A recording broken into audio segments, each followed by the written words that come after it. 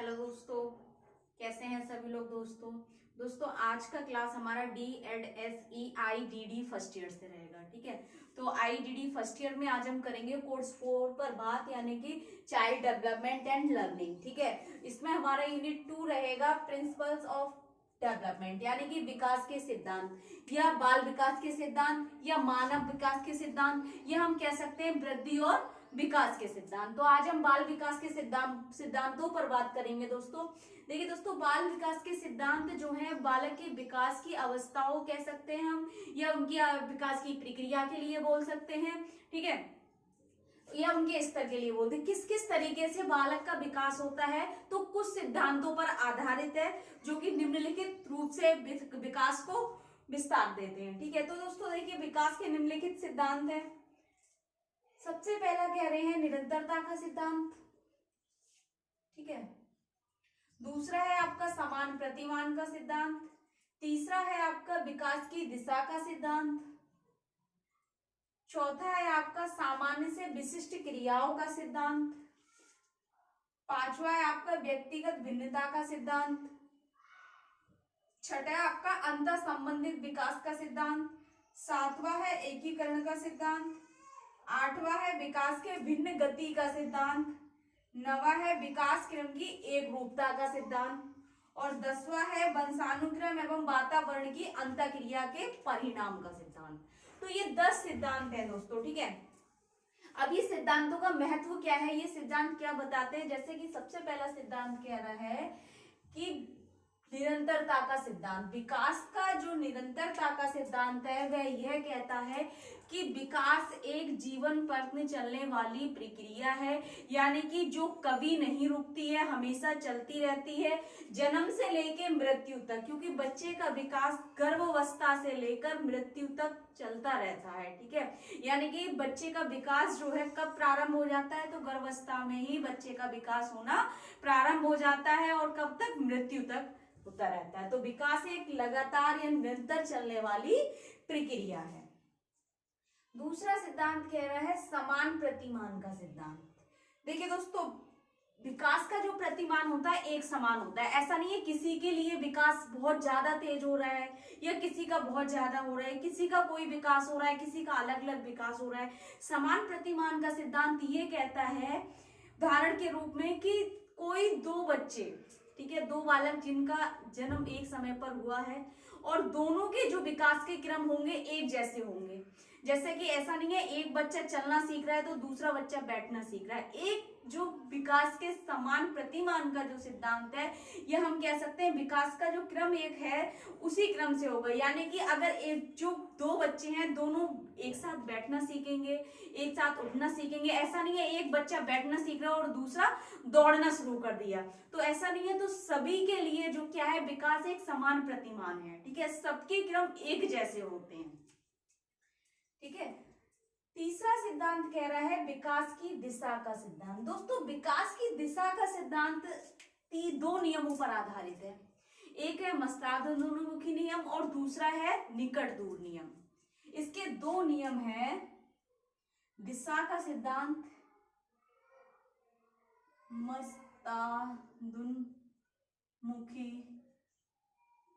ठीक है, दूसरा है निकट दूर नियम, निकट दूर नियम। मस्तादुन्मुखी का जो सिद्धांत है वो ये कहता है कि मस्तिष्क से पैरों की ओर, एक आपने सुना होगा कि विकास चोटी से एड़ी की तरफ जाता है। चोटी का मतलब हमारा सिर हो गया, ऊपर की ओर से नीचे की ओर। देखिए जब बच्चा जन्म लेता है पहले मस्तिष्क का विकास होता है, पहले वह गर्दन संभालना सीखता है, धीरे धीरे अपने भुजाओं को संभालना सीखता है, फिर क्या है ट्रंक को संभालना सीखता है, फिर क्या है धीरे धीरे सपोर्ट के साथ बैठना सीखता है, सपोर्ट के साथ खड़े होना सीखता है, फिर क्रॉल करना सीखता है। ठीक है, इस तरीके से क्या है बच्चा स्टैंडिंग करना सीख जाता है, फिर रनिंग करना। तो कहीं ना कहीं क्या है, पहले बच्चे के मस्तिष्क का विकास हो रहा है या सिर का विकास हो रहा है, हम कह सकते हैं गर्दन का विकास हो रहा है ऊपर से नीचे की ओर।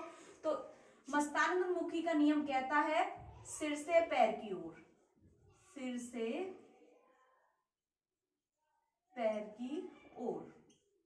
ठीक है, निकट दूर नियम ये कहता है कि बालक का विकास जो है पहले रीढ़ के पास के जो अंग होते हैं उनका विकास होता है, उसके बाद अन्य जो हमारे अंग है उनका विकास होता है। तो निकट दूर का ना जो नियम है, सिद्धांत ये कहता है सब पहले क्या है, रीढ़ के पास के जितने भी अंग हैं उनका विकास होता है। रीढ़ के पास के अंगों का विकास पहले होता है, अंगों का विकास पहले होता है, ठीक है, बाद में अन्य अंगों का विकास होता है। तो दिशा का सिद्धांत दो नियमों पर आधारित है, मस्तानुन्मुखी नियम और निकट दूर नियम। चौथा सिद्धांत ये कहता है सामान्य से विशिष्ट क्रियाओं का सिद्धांत, यानी कि बालक का विकास सामान्य से विशिष्ट की ओर होता है। पहले बच्चा क्या है, सामान्य क्रियाकलापों को करना सीखता है, अगर एक एग्जाम्पल के तौर पे बोले, बाद में वो विशिष्ट, या हम इस तरीके से भी कह सकते हैं, पहले क्या है, सरल चीजों को कार्य करना सीखता है, उसके बाद क्या है, मतलब विशिष्ट यानी कि कठिन, हम कठिन भी कह सकते हैं, जटिल भी कह सकते हैं, विशिष्ट भी कह सकते हैं। अब देखिए सामान्य से विशिष्ट क्रियाओं का जो सिद्धांत है वो ये कह रहा है, सामान्य से विशिष्ट क्रियाओं का नियम, पहले बच्चा क्या है दोस्तों, देखिए सबसे पहले क्या करता है कि जब बच्चा दूध की बोतल उठाता है तो अपने इन हाथों का प्रयोग करता है, इस तरीके से बोतल को ग्रिप लेता है, बोतल को पकड़ता है, लेकिन धीरे धीरे क्या है वो हथेली के सहारे से फिर उंगलियों का प्रयोग करता है, यानी कि पहले बच्चे में सरल, या हम कह सकते हैं कि सामान्य विकास हो रहा है, उसके बाद वो उंगलियों से बड़े आराम से अपने बोतल को खोलकर या जो भी है उसको उठाकर उसे दूध पी लेता है। तो सामान्य से विशिष्ट क्रियाओं का सिद्धांत यही कहता है, पहले बच्चे सामान्य रूप से विकास होता है, उसके बाद विशिष्ट रूप से उसमें विकास होना प्रारंभ हो जाता है। पांचवा सिद्धांत है हमारा व्यक्तिगत भिन्नता का सिद्धांत। व्यक्तिगत भिन्नता का सिद्धांत ये कहता है कि हर बालक अपने आप में अलग अलग है, हर बालक अपने आप में भिन्नताएं रखता है, ठीक है, कोई भी दो बालक ले लीजिए, तीन बालक या पूरा एक समूह ले लीजिए, हर व्यक्ति अपने आप में अलग होगा, रंग रूप, ठीक है ना, उनका रंग रूप अलग होगा, उनका कद आकार अलग होगा, शारीरिक बनावट भी अलग होगी, ठीक है, अगर हम बात करें तो सोच में, उनकी अभिवृद्धि में, उनकी क्षमता में, उनकी अधिगम शैली में, सब में क्या होता है, डिफरेंस होता है। तो विकास का सिद्धांत ये कहता है कि हर बालक में विकास जो है भिन्न भिन्न तरीके से हम कह सकते हैं या अलग अलग तरीके से होता है, ठीक है। तो दोस्तों किसी में तीव्र होता है, ठीक है ना, किसी में बहुत ज्यादा हो रहा है, किसी में कम होता है, किसी में उच्च स्तर का होता है, किसी में निम्न स्तर का होता है। विकास का जो छठा सिद्धांत है कह रहा है अंतर संबंधित विकास का सिद्धांत। अंतर संबंधित विकास का सिद्धांत ये कहता है कि हर विकास जो है बालक का, हर एक विकास एक दूसरे से अंतर संबंधित रखता है। जैसे कि अगर हम बात करें बालक का, सबसे पहले शारीरिक विकास होता है दोस्तों। शारीरिक विकास पे अगर जब बालक का शारीरिक विकास अच्छा होगा तो उसके अन्य जितने भी विकास होंगे वे बेहतर हो सकेंगे या हो पाएंगे, क्योंकि देखिए दोस्तों शारीरिक विकास पे ही हमारा मानसिक विकास है और मानसिक विकास पे निर्भर हमारा संज्ञानात्मक विकास है, संज्ञानात्मक विकास पे निर्भर हमारा संवेगात्मक विकास है, संवेगात्मक विकास पे हमारा सामाजिक विकास है, सामाजिक विकास पे भाषा विकास है। तो कहीं ना कहीं सभी विकास जो है दोस्तों क्या है, एक दूसरे से अंतर संबंधित होते हैं और एक दूसरे पर निर्भर होते हैं। सातवां सिद्धांत क्या है, एकीकरण का सिद्धांत। एकीकरण का सिद्धांत ये कहता है कि जो विकास का एक एकीकरण रहता है, विकास एकीकरण की क्रियाओं में चलता है। हम कह सकते हैं पहले बालक का संपूर्ण विकास होता है, संपूर्ण अंग का कह सकते हैं, और उसके बाद क्या होता है, अंगों का विकास होता है, यानी कि पहले संपूर्ण अंगों का। जैसे कि अगर हम बात करें, सबसे पहले क्या है, बच्चा क्या करता है, किसी चीज को धक्का देना शुरू करता है, ठीक है, अपने और खींचने की कोशिश करता है, लेकिन धीरे धीरे क्या होता है, वो छोटे छोटे उंगलियों से पेन पकड़ना प्रारंभ कर देता है, पेपर उठाना शुरू कर देता है, सुई को भी उठाना शुरू होता है, यानी कि पहले संपूर्ण विकास होता है और उसके बाद अंगों का विकास होता है। तो एकीकरण का सिद्धांत यही कहता है कि एकीकरण का क्या है, पहले संपूर्ण का और उसके बाद अंगों का विकास होना। आठवां सिद्धांत है दोस्तों विकास के भिन्न भिन्न गति का सिद्धांत। यानी कि विकास की जो गति है दोस्तों अलग अलग अवस्थाओं में अलग अलग रहती है, यानी कि अलग अलग अवस्थाओं के अनुसार हम कह सकते हैं विकास भिन्न भिन्न गतियों से होता है बालक में। कैसे, जैसे कि अगर देखा शेष अवस्था में जो विकास होता है सबसे ज्यादा तीव्र और सबसे ज्यादा संवेदनशील अवस्था जो है शेष अवस्था है। शेष अवस्था में सबसे ज्यादा बालक का विकास होता है और सबसे संवेदनशील जो अवस्था कही गई है वो शेष अवस्था को कहा गया है। जैसे कि शेष अवस्था में बालक का विकास तीव्र होता है, अत्यधिक होता है और उसकी गति बहुत तेज होती है, लेकिन कहीं ना कहीं उसके बाद बाल अवस्था में आकर जो उसकी विकास की गति है वो धीमी हो जाती है, ठीक है, धीमी हो जाती है और फिर किशोर अवस्था में उसकी विकास की गति बढ़ जाती है। तो विकास की गति जो है भिन्न भिन्न गति से है, ठीक है। तो कह रहे हैं विकास की भिन्न गति का सिद्धांत यही कहता है कि विकास की गति हर अलग अलग स्तर पर भिन्न भिन्न गति होती है। नवा सिद्धांत क्या कहता है दोस्तों, विकास क्रम की एक रूपता का सिद्धांत। विकास क्रम की एक रूपता का सिद्धांत क्या है दोस्तों, विकास का क्रम जो है दोस्तों अपने एक क्रम में होता है जिसको बदला नहीं जा सकता। आप विकास के क्रम को बदल नहीं सकते, ना ही ऐसा हुआ है कि विकास का क्रम बदल गया हो, कोई अन्य तरीके से उसका विकास हुआ हो, क्योंकि विकास एक अपने क्रम से ही होता है। विकास का क्रम कभी बदला नहीं जा सकता, ना ही बदला गया है और ना ही बदलेगा, ठीक है।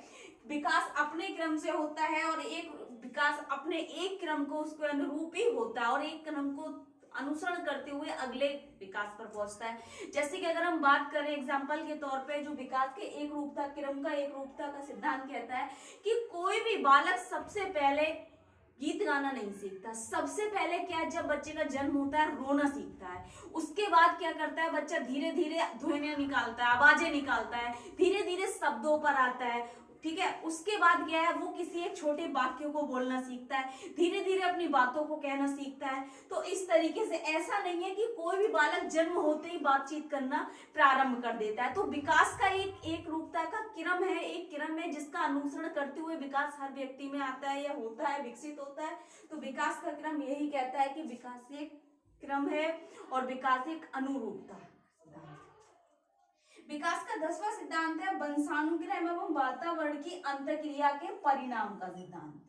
देखिए दोस्तों, वंशानुक्रम एवं वातावरण अंतःक्रिया का परिणाम, देखिए बालक का विकास जो है कहीं ना कहीं वातावरण और उसका जो वंशानुक्रम है उस पर उसके अनुसार भी होता है, उनका परिणाम भी होता है। जैसे कि बालक को अपने वंशानुक्रम से अपने माता पिता से जो गुण मिले होते हैं, ठीक है, उनके अनुसार बच्चों का विकास होता है, ठीक है, और उनके वातावरण की क्या स्थिति है, वातावरण के अनुसार विकास होता है। जैसे हम कहते हैं बच्चे पर वंशानुक्रम एवं वातावरण का प्रभाव पड़ता है, उसकी अंतःक्रिया का प्रभाव पड़ता है, तो वह बालक के विकास पर प्रभावित होती है या प्रभाव पड़ता है। तो उसी प्रकार से हमें कहीं ना कहीं बालक के विकास के परिणाम हमें दिखाई देते हैं। तो ये हमारे 10 सिद्धांत थे दोस्तों बाल विकास के, ठीक है।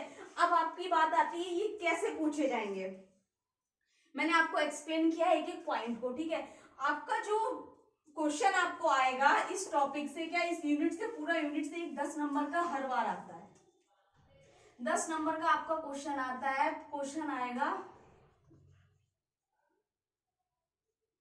बाल विकास का अर्थ,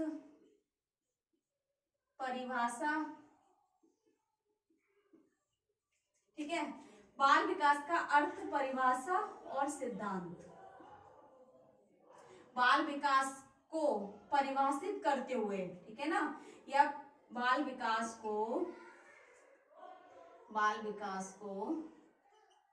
परिभाषित करते हुए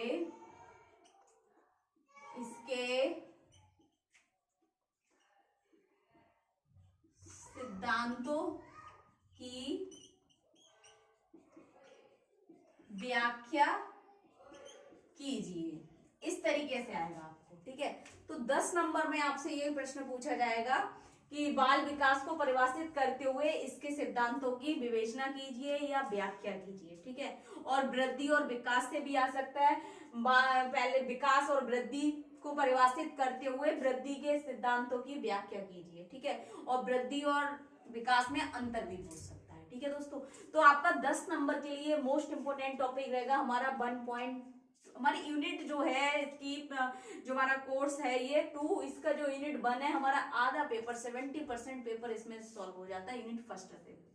सबसे ज्यादा आता है आपको 5 नंबर में भी इसमें से क्वेश्चन देखने को मिलेंगे। लॉन्ग क्वेश्चन भी इसमें से एक जो मैंने आपको बताया आता ही आता है। लास्ट टाइम का आप कोई भी पेपर उठा के देख लीजिए, आना ही आना है इस पेपर से, ठीक है। बाकी इसके अलावा अगर आपको कुछ समझ नहीं आ रहा है, कुछ डाउट लग रहा है, कुछ पूछना है तो कमेंट बॉक्स में जाके कमेंट करें। ज्यादा से ज्यादा वीडियो लाइक करें, चैनल को सब्सक्राइब करें, बेल आइकन को प्रेस कर दें ताकि नेक्स्ट आने वाली क्लास आप तक पहुंच जाए दोस्तों। Thank you so much.